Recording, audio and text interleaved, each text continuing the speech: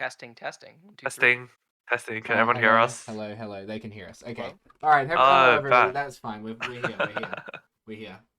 Hi. Hello, everybody. Welcome to the Roll Down Podcast, episode 26. You'd think after 26 episodes, we would be better at this. However, that is not the case.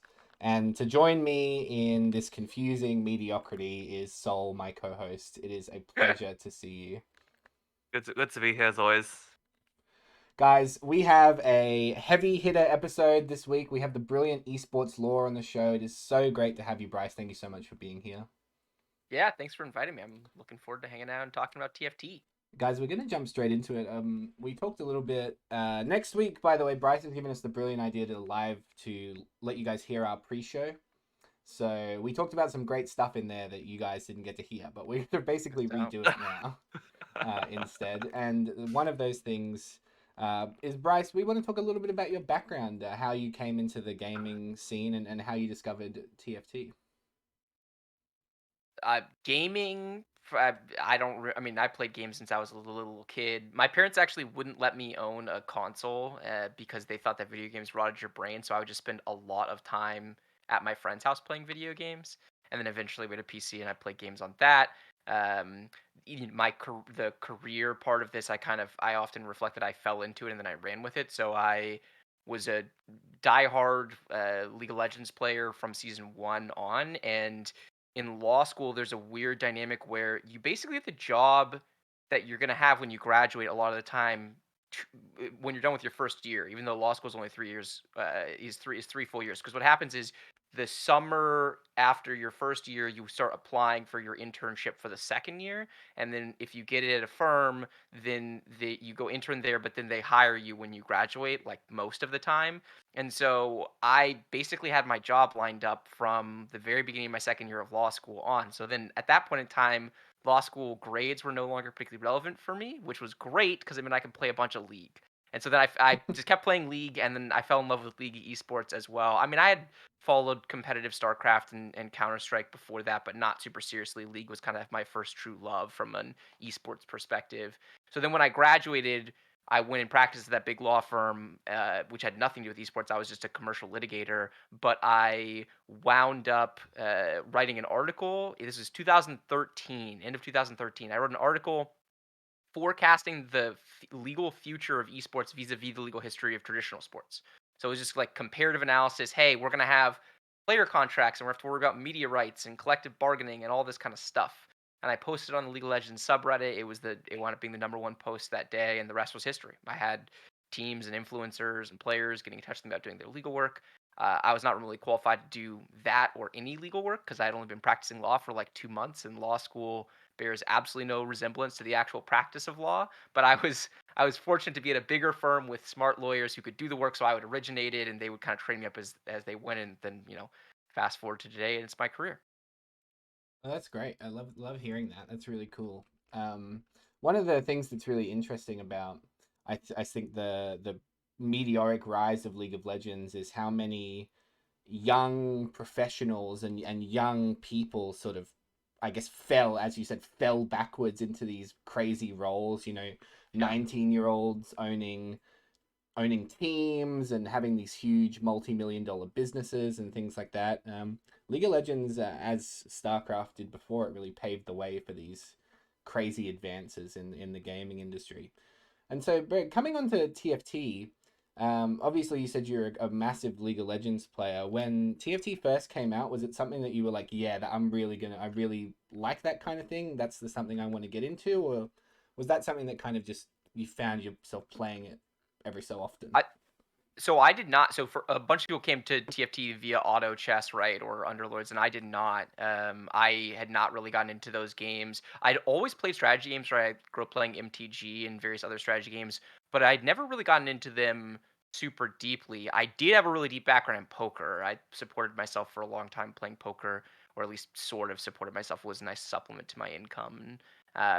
And so it kind of came naturally to me. So many people were playing TFT and loving it. So many of my friends, they're like, you should play TFT. And I actually played my first game of TFT ever in Vegas. I was there playing in the World Series of Poker, and I was hanging out with a bunch of like pro poker players because one of my buddies is good friends with all of them. Um, and so we were in, I think it was Justin Bonomo's. Anyone who knows poker, we were in Justin Bonomo's Yeah. apartment in Yeah, I've Vegas. heard of him.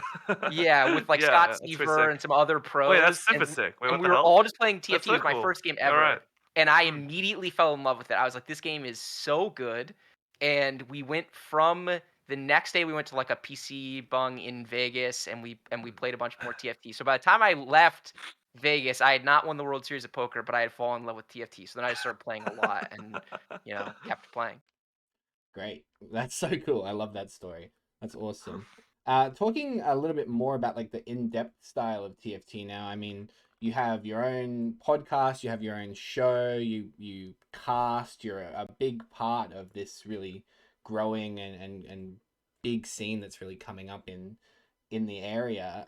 What got you into the sort of the analytical casting aspect? Was that more your legal background where you knew that you wanted to get into it from that area? No, not really. I think in my life, this is the story. It's how I got into esports and the story of a lot of things. I don't really make plans and then, executing into those plans. I tend to just be very open-minded about opportunities that are coming to me, and then if I like something, I will follow through on it. And I tend to have a pretty obsessive personality, so when I follow through on something, it tends to be pretty intense. So for me, it was first I was really enjoying TFT. I got an opportunity to compete. I played in the open bracket of the original TFT LAN at TwitchCon, the Twitch Rivals TFT event in set one, and did really well. I was one of 8 people to make it through like a multiple 100-person open bracket and made the top 32, which was 8 people through the open bracket, and the rest were was Milk and Soju and a whole bunch of other invited players, and did pretty well actually on that in the final 32, and tried to compete a little bit, but it became really clear to me pretty early on that I was just never going to be able to play enough games to be able to reach my peak potential in TFT. Because I have a full time job, I have a wife, I have a whole bunch of other demands on my time. I played since set one. I've played fewer than 1,500 games total across every set. And so it was just I was never gonna be able to do that. And so as much fun as I was having competing and taking my shot, and I did okay in a couple of tournaments, I just felt like it was never going to be able to pan out for me.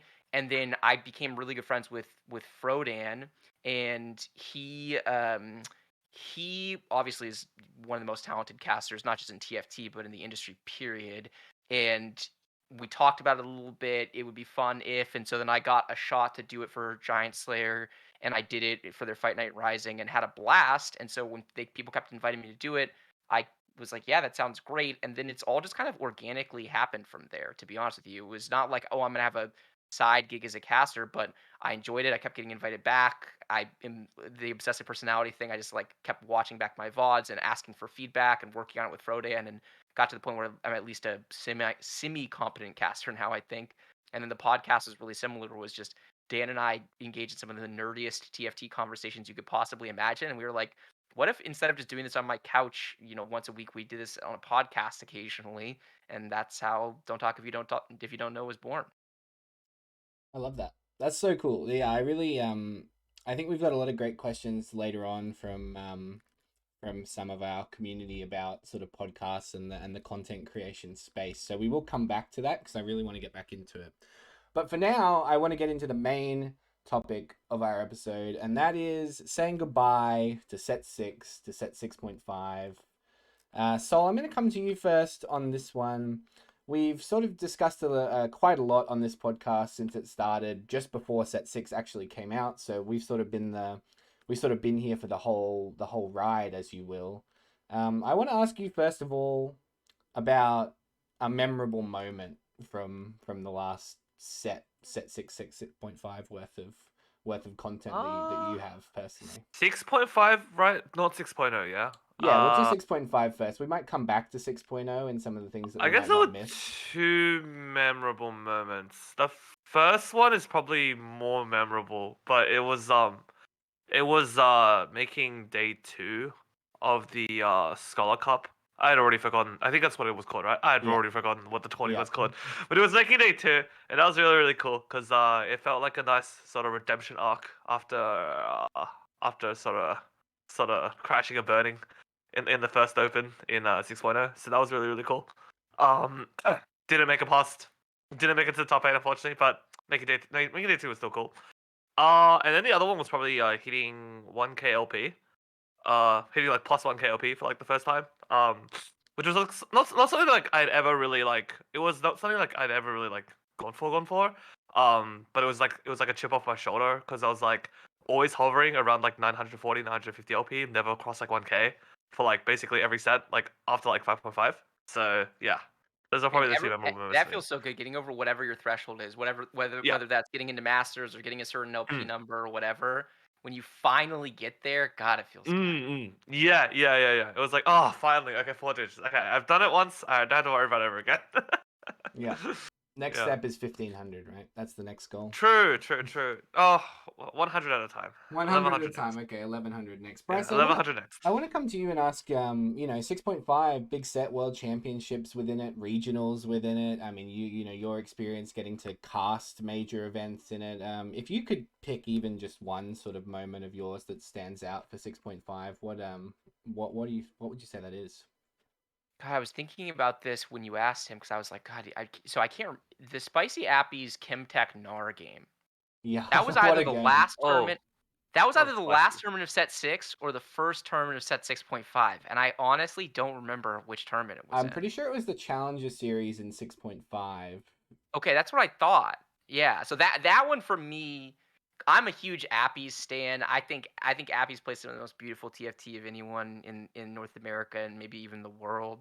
And to watch him do that, it was also such a fun moment because I pride myself on being a deeply analytical caster. I think if there is a hallmark to my casting, it's that I'm willing to kind of criticize the players more often, go a little bit deeper into the nuance of TFT. It's what I enjoy, and I think that for a more hardcore viewer, it's probably what they appreciate most about my casting. And it's the only time I can remember we got to a board and Dan started talking, kind of setting it up, and then he kicked it over to me to like provide analysis to do my job basically. And I basically said, I have no idea what the fuck is happening.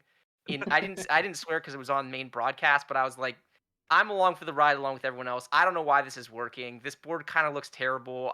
It doesn't, And then I over time was able to kind of piece it together. It was fun. It was a really fun moment to get on a board. We had not seen his board at all, so we had no idea how he got there. And I was just looking at it, I was like, what on earth, Appies? Like, what is why? What? Blue buff, Kimtech, Gnar, and this is not just working, but it was dominating. It was winning fights easily. He winds up, eventually losing and taking a second place in that game. But that definitely would be my highlight of 6.5. Yeah, that's a really good answer. I had written down in my notes Appy's rise to prominence during that event because Yeah. basically up until that point, Appy's, although a really fantastic streamer and a fantastic person, hadn't had that big notable TFT moment at that point. So I think that's a really great answer. I want to jump into more of the unit specific things. We've talked a lot about on this podcast about unit strength, board strength, item strength, character strength, player strength, and things like that. But now I want to get serious. I want to get, which units are you hoping never come back ever again? And I'm going to start with you, Sol, because I have some hot takes on this one, I think. I'm down for Draven to not get reprinted for at least 2-3 sets. Good idea. Yeah, good point.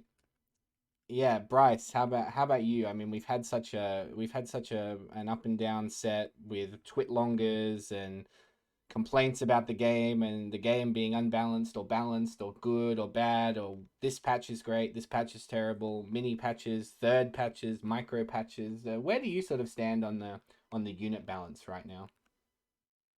Well, right now, I think the game's in a really good spot. Yeah. I will say that I think that purely from a casting perspective, this is one of the weaker balance states for regionals and worlds that I can remember, and that's the most important time of the year for balance to be right. So that part of it was a little bit hard for me, just as a hardcore esports fan.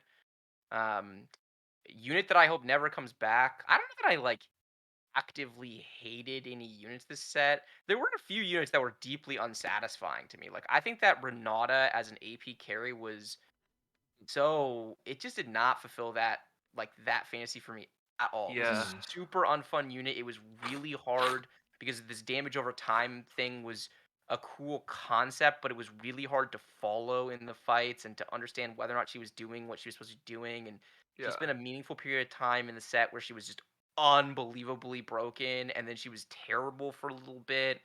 So I just that unit I have no affinity for whatsoever. I feel like the problem with Renata is like she's just so weird. Like she just scales so weirdly compared to every like other AP carry. Like she scales off of like Morello and like mana and like healing, Yeah. but like she doesn't scale with AP at all. So it's really like she does, but she doesn't scale well with APs. It's very counterintuitive. Like Mhm. putting like a death cap or like a jeweled gauntlet is like pretty worthless on like Renata. And yeah. Yeah, and I don't hate they were trying to with Ari as well when you think about it, because Mm, like mm. Mort Dog in the early parts of the of 6.5 was talking about you just have to think about Ari differently, and like Warmogs is a good item on Warbox her, Ari. and Sorry. you just scale her. And I actually don't. I think that I don't think either of those units were particularly successful personally, but Mm. Yeah. I see what they were doing with Ari at least, and I Mm. enjoy the possibility of that power fantasy. I felt like the only time Ari was like really a deeply satisfying unit for me was in Synaptic when she was Mm. unbelievably Oh broken and you yep. had Sears like Mm-hmm. chain Yep. cast Yep. Yep. more orbs, more orbs. So I don't think either of those units were particularly successful, but I really do enjoy the direction. I don't hate the idea of a counterintuitive AP carry as long as it actually like works out that way, which I don't Mm. think either of them really did. Yeah, good point there because I think although I felt quite strongly that Lux never really fulfilled, and set 6.0 Lux, I should add, never really fulfilled the exact AP power fantasy that you really wanted. She was more of a traditional TFT AP unit where she was Yep. very reliant on a combo to burst out the back line or to burst out a tank really quickly so your other units can get to the back line.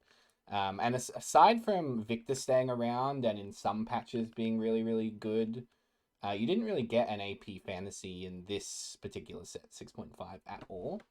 I will say, for one thing, one of my hot takes is that for the whole of set 6.0, we basically talked about the issue on this podcast with them not understanding what Seraphine's identity was. And I will say I don't want them to ever have a unit like Seraphine in the game ever again. A unit that is not a damage dealer and not a healer, but at the same time, when the numbers get too wrong, is both. And I think it's a really difficult balance. It was a really difficult balanced set 6.0 specifically because they had so many things that they were working on new for the first time and a lot of issues with it. So I would really like them to stay clear of, if they're going to go for all these crazy ideas, to sort of not dumb down the units, but at the very least don't make units that are trying to do 4 things at once, because Seraphine really has this whole set been a unit that is trying to do too much. That would be just my opinion on that one, and I would really love to carry on and talk a little bit more about like items. I think that's a big one here as well. I would say the items have felt relatively underwhelming, and I think that has a lot to do with the spatula strength in 6.5. So what are your thoughts on where we sort of stand with items as we say goodbye to 6.5? Oh. Oh, so items. That's a good question. I mean, I don't know if everyone agrees with the take I'm about to have, but I know at least Affy's has their back. We discussed it last time, but right now, frontline items are not very good. Backline items are sort of where it's at. Mostly due to the fact that like there's a lot of backline access right now. There's a lot of AOE in the game. So, your triple tank item, Leona, usually ends up being like the last unit still standing while the rest of your backline's completely dead. So, it's definitely, yeah. I think that like I'm not sure if it necessarily like needs a reworking or anything. I think it's more a symptom of the way the champion pool behaves. So I think in terms of item balance, I think item balance itself is in a fine spot. It's more that like we'll have to see how the champion balance shapes out. So hopefully frontline items end up in a sort of better spot. But yeah, I and think cloak is mm, also a huge problem because the way in which AP works in being AP is essentially always AOE focused, right? Because it's just mm, kind of part of the fantasy of an AP focused carry, and that makes Declaw functionally useless because who gives a shit if you protect one unit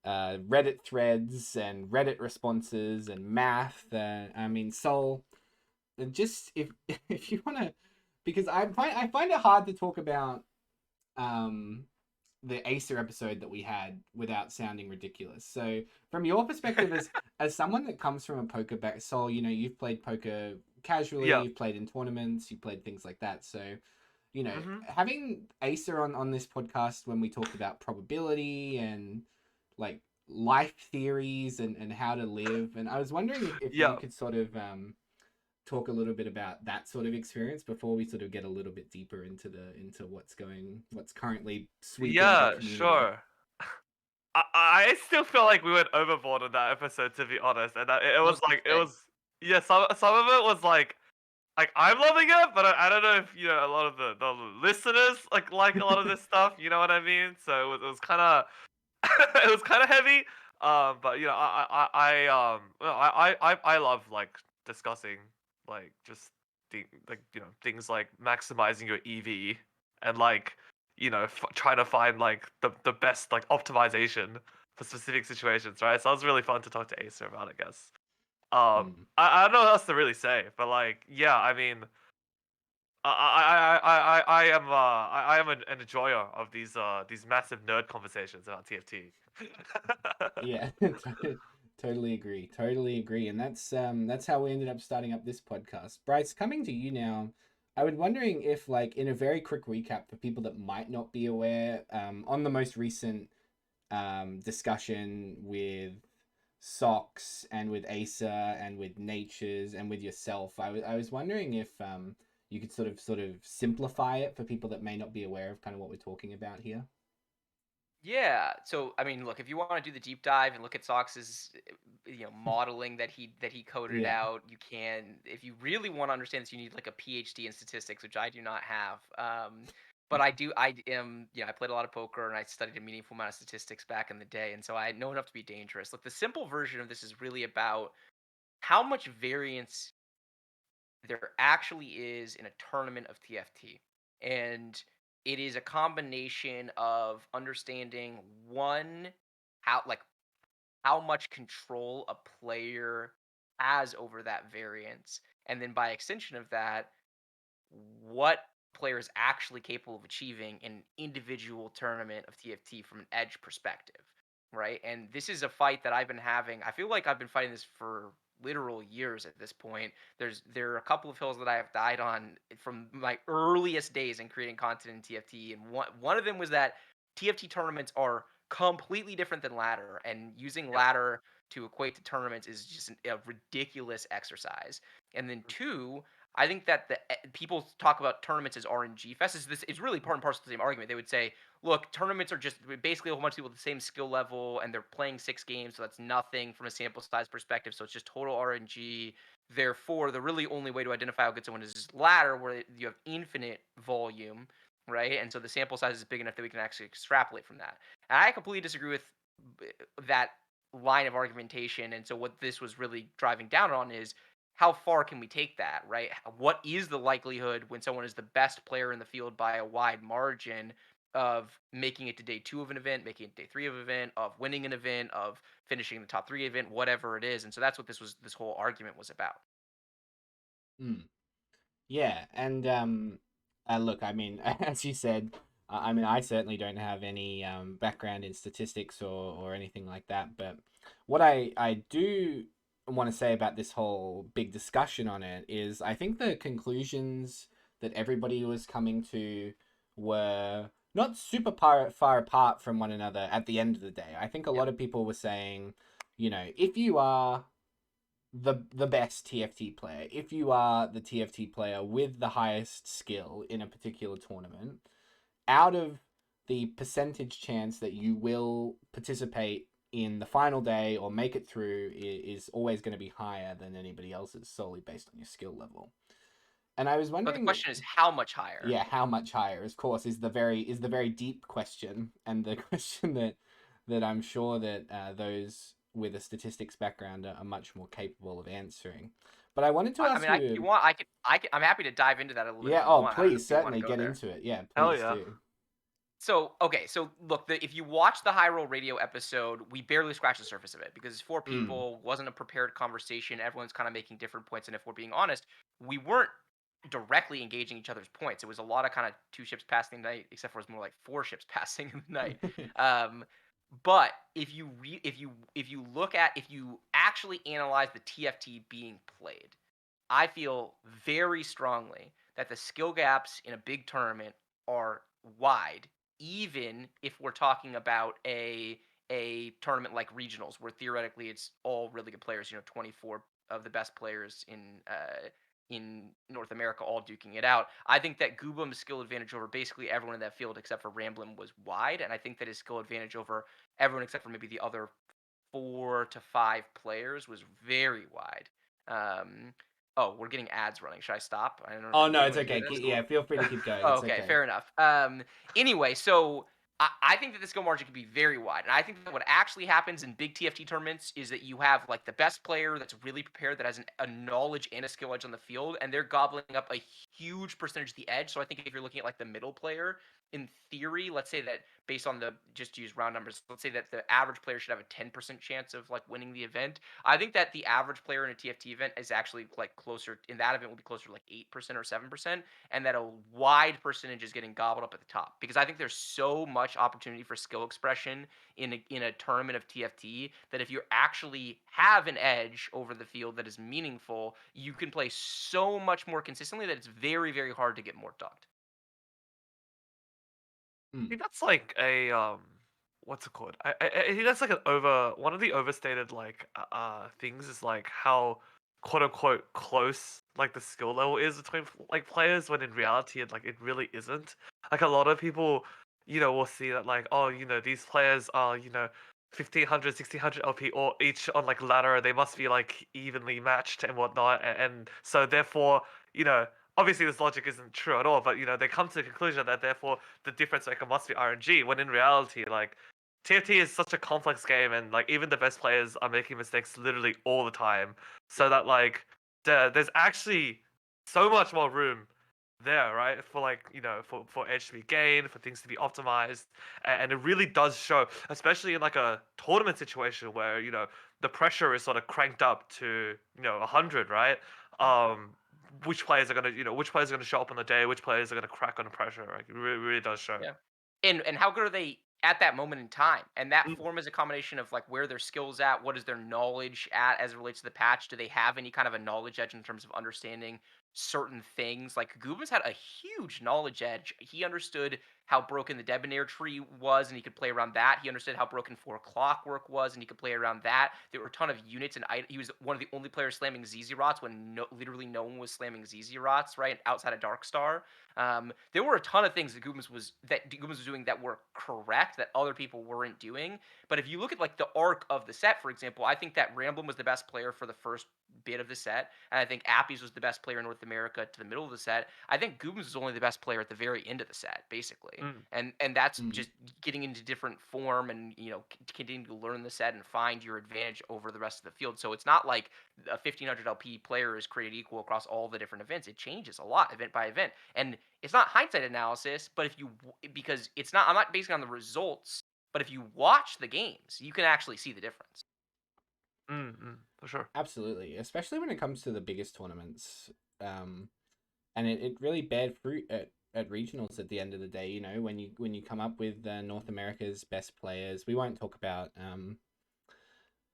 other regions in this because I think we'll kind of get bogged down in who the best is and things like that. But specifically talking about North America, like one of the best things about that regional event was you could probably look at the top 8 lobby at the end of it, maybe with some exceptions of course, Appy's not making it, Acer, things like that. You could probably say that those 8 understood where they were in the like how to position themselves and where they were in the pantheon of players coming into that event and how to maximize their value out of the tournament.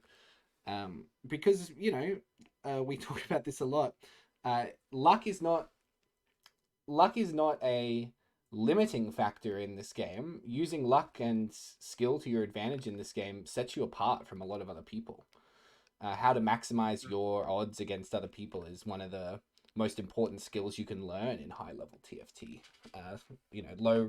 Low, and I've been thinking about this a lot recently, and we talk a lot about this on this podcast about the cascading waterfall of Soju viewers and how something happens in Soju's stream that inflicts Soju's chat, which inflicts every other TFT streamer's chat, which falls down the waterfall down to like little streams and new players and things like that. And everybody sort of forms these similar base level opinions.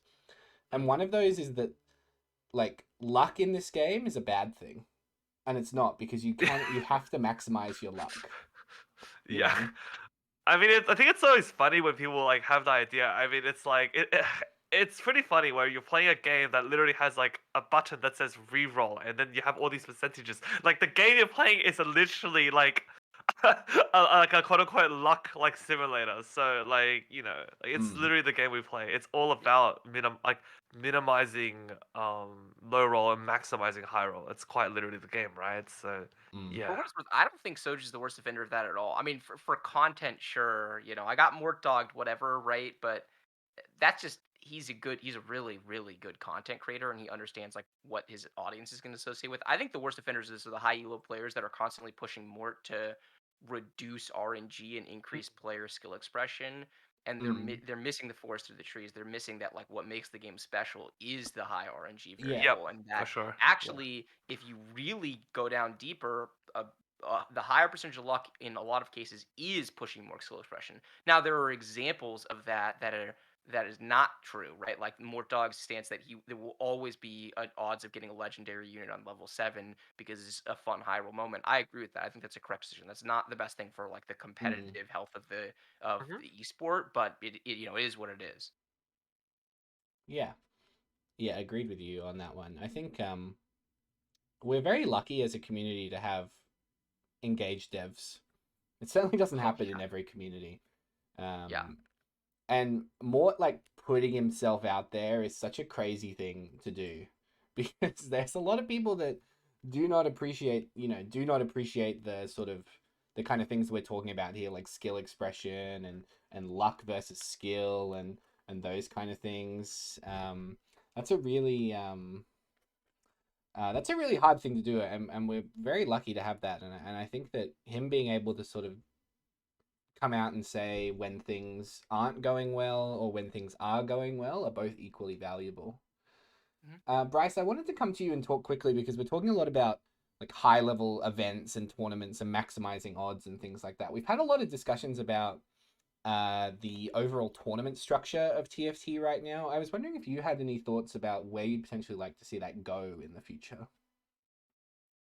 I have infinite thoughts on that Mm, subject, right? Because I've worked across basically every major esport for the last decade, and so I have a lot of thoughts about what could work or what couldn't work. But the reality of the situation is there's the perfect tournament circuit in a vacuum or competitive format in a vacuum, but there's an overlying problem to all of this, which is that if you can't meaningfully increase the prizing of the events, then you can't actually do the kind of perfect pie in the sky system, whatever that winds up looking like, because it's just you don't have the incentive to get people to show up, the big players to show up and compete in these events.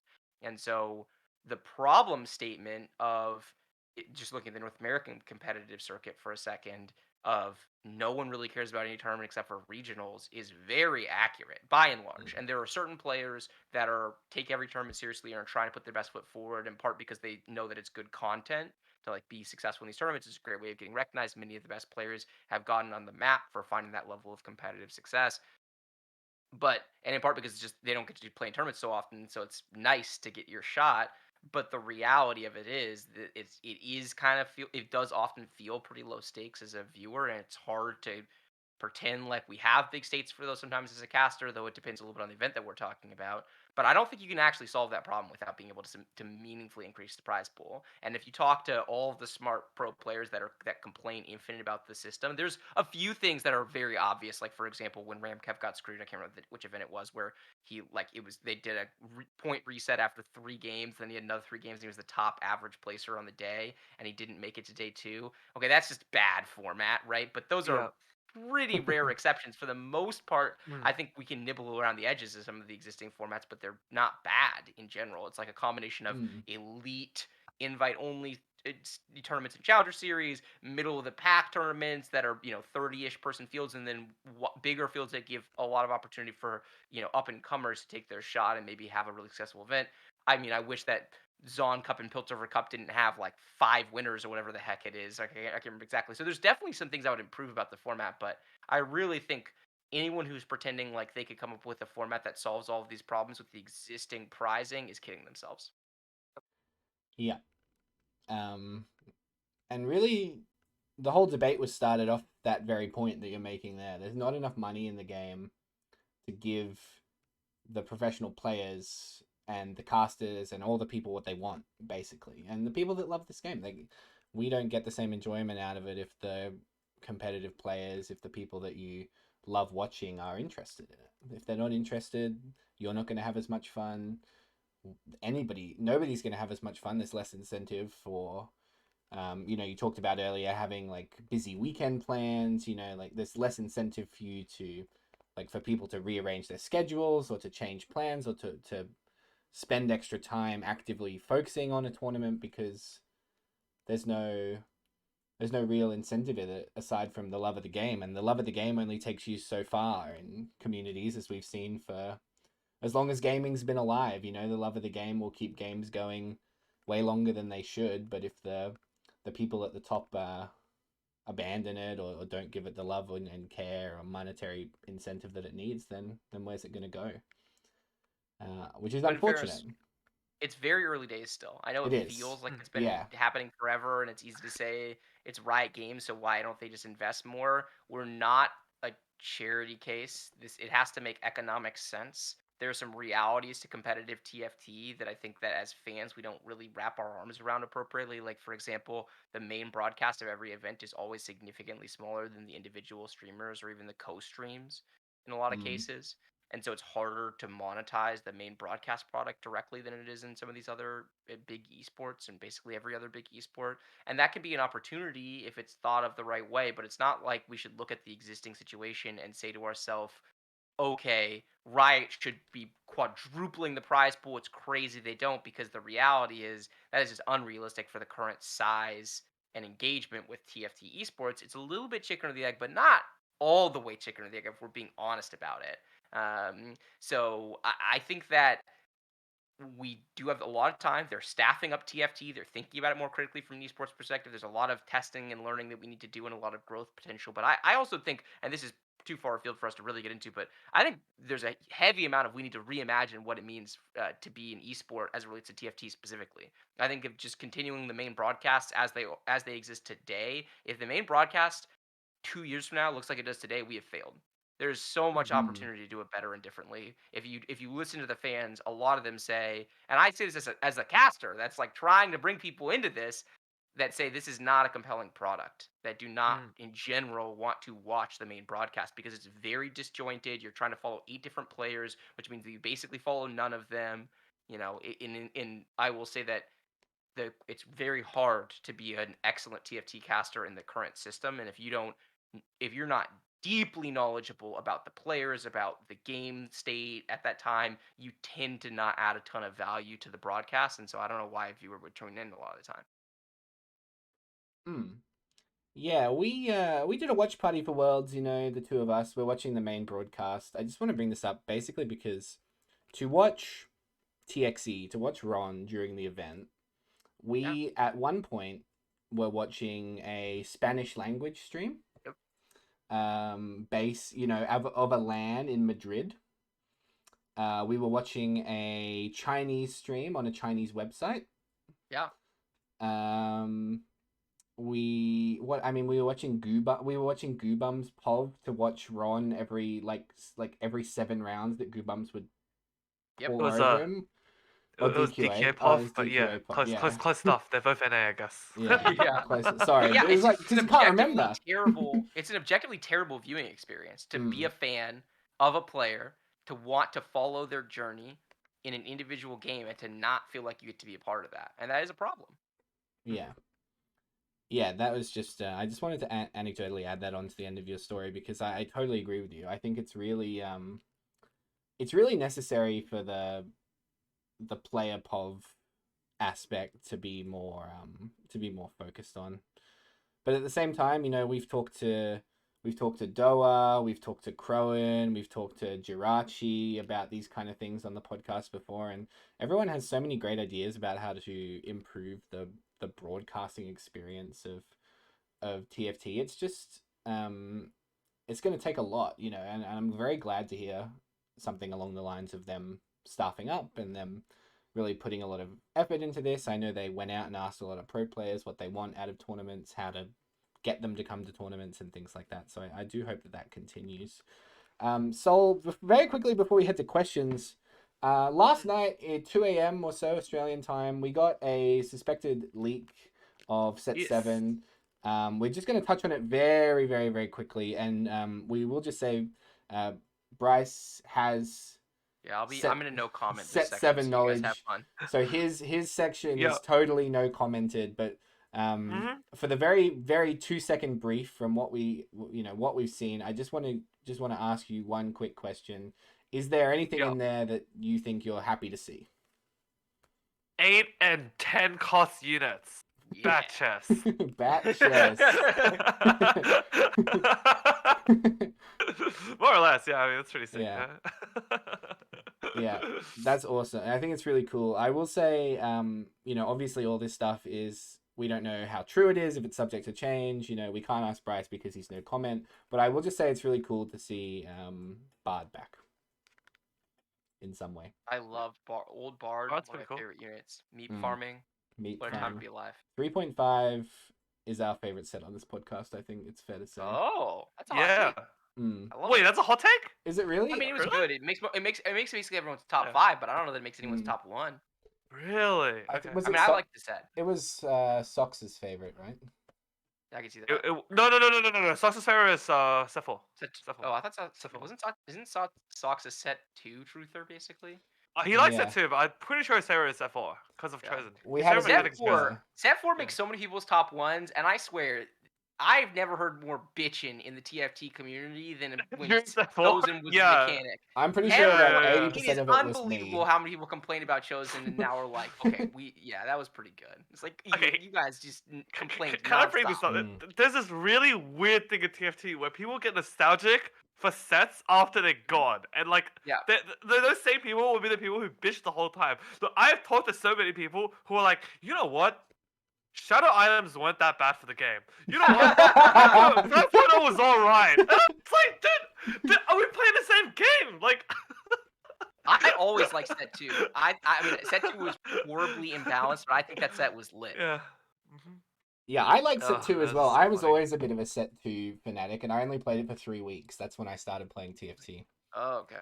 And I loved it because I watched So it. many great units. So many Yeah. great units. And some great traits. I want summoners back.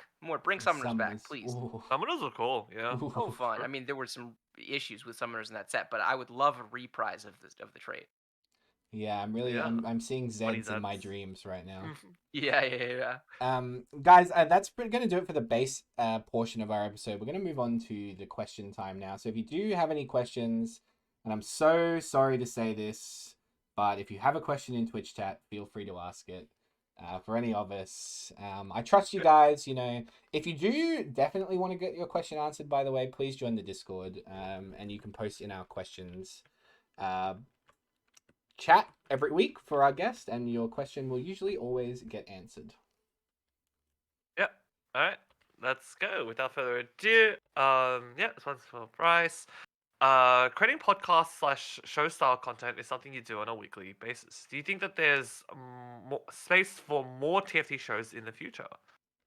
So I guess like more types of shows, I guess, than the ones that currently exist. Yeah, there definitely are, but I think that people need to be intentional about it. So when it started, there were very few, and so like the main one that I would think about would be the Team Fight Talk show right on Giant Slayer, which was awesome, and everyone tuned in for it.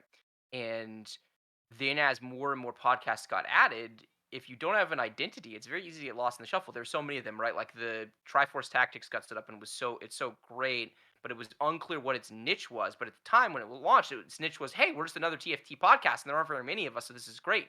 And I think that Mm. the show that the three of them put on is awesome, and I tune in almost every episode. But I think that they need to evolve and figure out what their niche is. And I think that the reason why Don't Talk If You Don't Know has been received as well as it has is because it was a very specific project. We knew exactly what we wanted to do. The segments are completely different than anything else that's out there. We know who our audience is. It's the most hardcore TFT, NA TFT fan basically. And we knew that our addressable market for that was really small, but that we could get a huge percentage of that addressable market interested because we were going to be giving them something that was going way deeper than anything else that was out there. And I think the two of you guys have a great show that it draws in the OCE viewership, and I think that if you're gonna create something, think about what's missing out there and try to fill that gap. I think First or Eighth is a great example of that, where what Boop and Giant Slayer have put together is something that's totally different, fun, and it's irreverent, and it's compelling, and it gets chat involved in a different way. And I Mm. think there are a lot of elements of that show that make it so great. And so there's definitely room out there to create the next big piece of TFT content.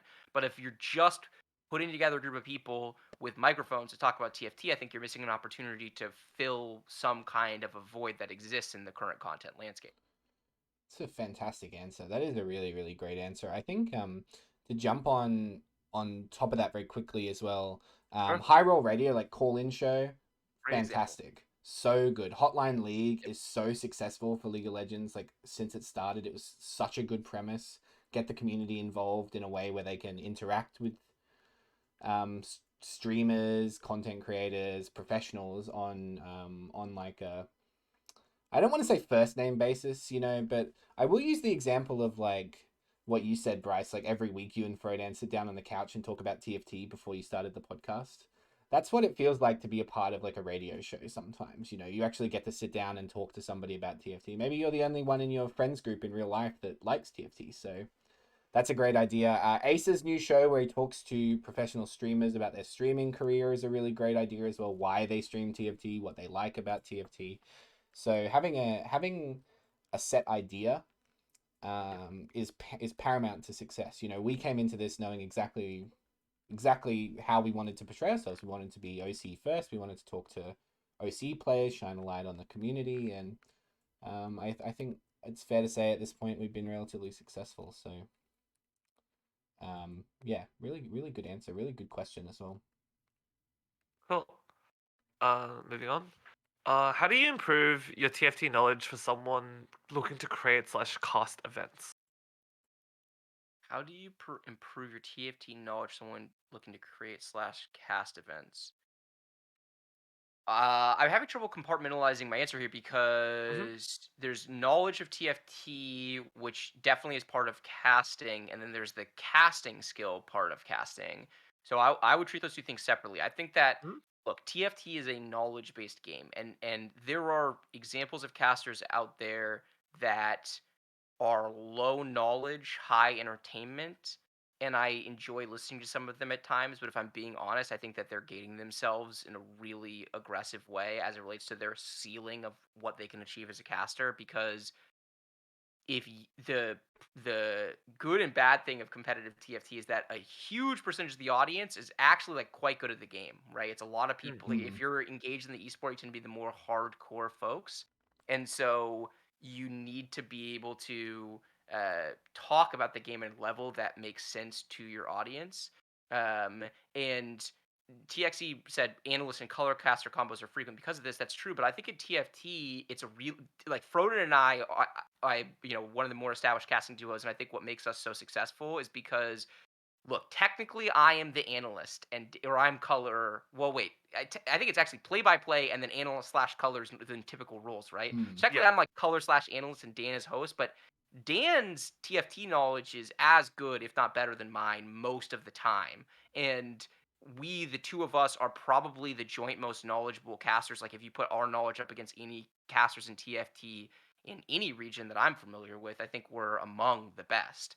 And I think that allows us to engage in a lot more fluid conversation about TFT, where it's not just, okay, Dan is low knowledge but good energy, good host, and he can ask me questions and we can have a dialogue about it. It can be back and forth. And if he kicks it over to me to do play by play, it's something that we've worked on and I can do it, and vice versa. And we can drill deeper because it's not just he tees me up, I give analysis, and he does another point, and I give analysis, and so on and so forth. I think that formula is a bad formula for casting TFT in general.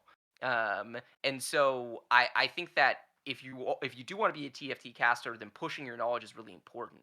And so in general, being like high rank in TFT, being high rank as a caster doesn't really matter. You don't need to be like, whatever challenger level League of Legends player be able to cast League of Legends, because there's a ton of mechanics things going on there. It doesn't make sense for you to spend all your time on that grind. But in TFT, I think you kind of do.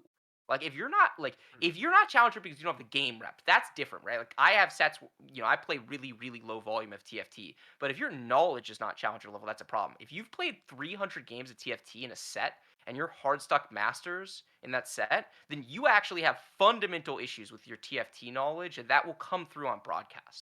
So you do Mm. need to know that stuff. And then separately, as a caster, you need to study good casters. You need to pay attention not just to TFT, but to other games, other sports, right? There's a lot of things going on that you can improve in your voice control, in your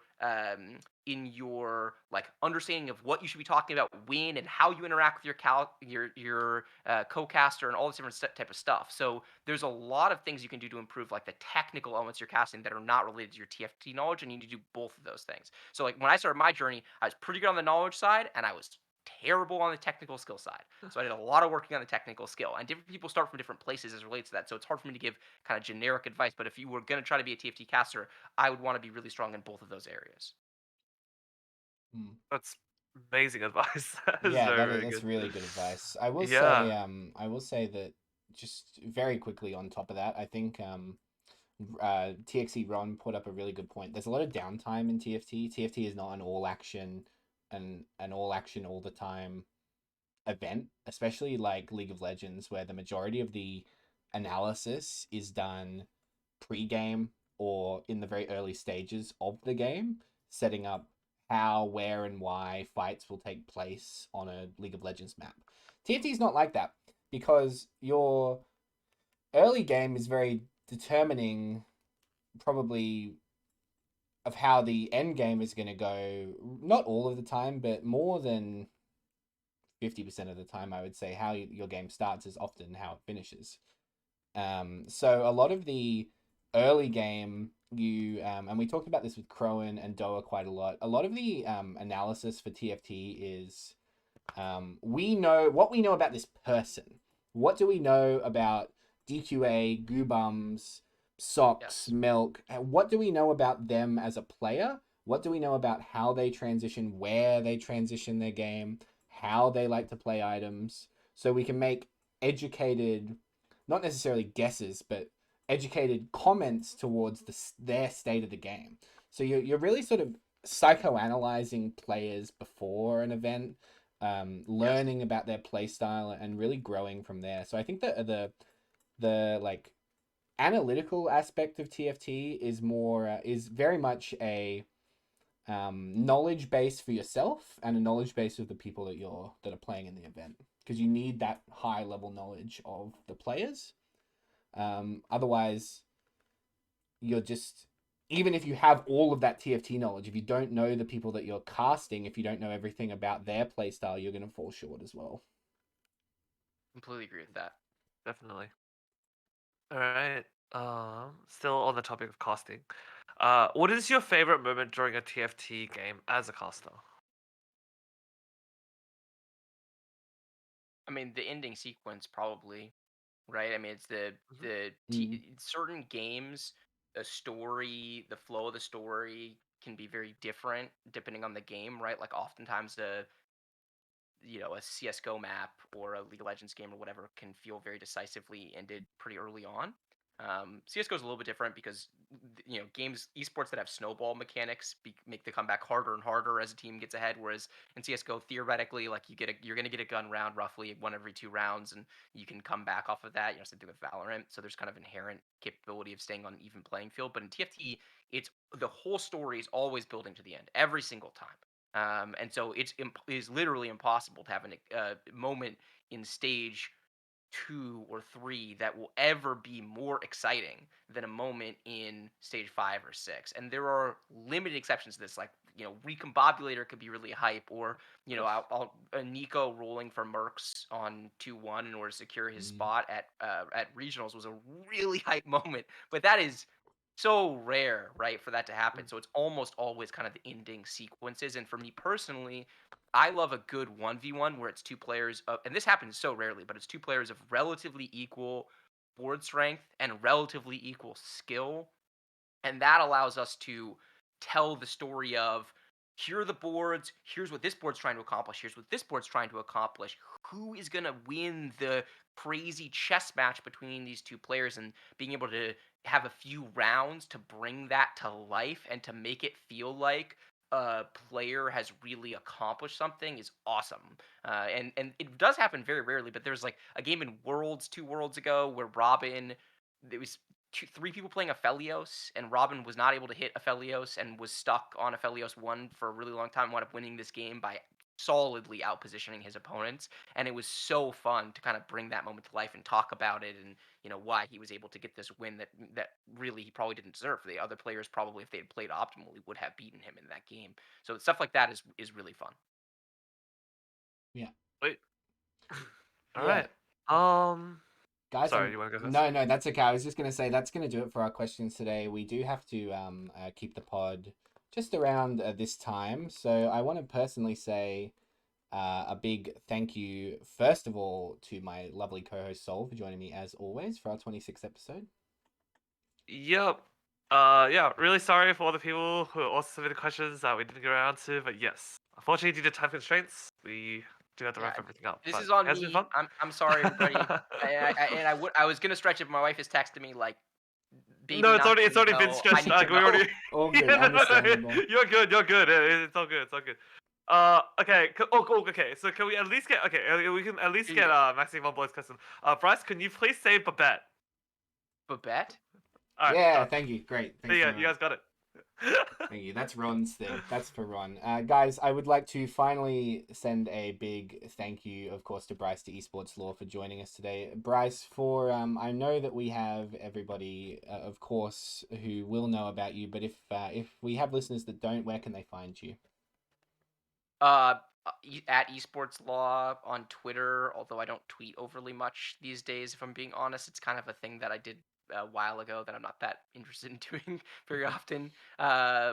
You can follow, we do Don't Talk If You Don't Know, and there's a DTIYDK show, I think, on Twitter is where you can follow the podcast and stay up to date there, so maybe check that out. And yeah, enjoyed it a lot. Thanks so much for having me, guys. Yeah, great. Thank you so much, guys. So Well, much for coming on. that's going to do it for episode 26 of The Roll Down for me, Cutler, and my co-host Sol, and of course, Bryce, EsportsLaw. Thank you very much for listening, and we will see you guys next time.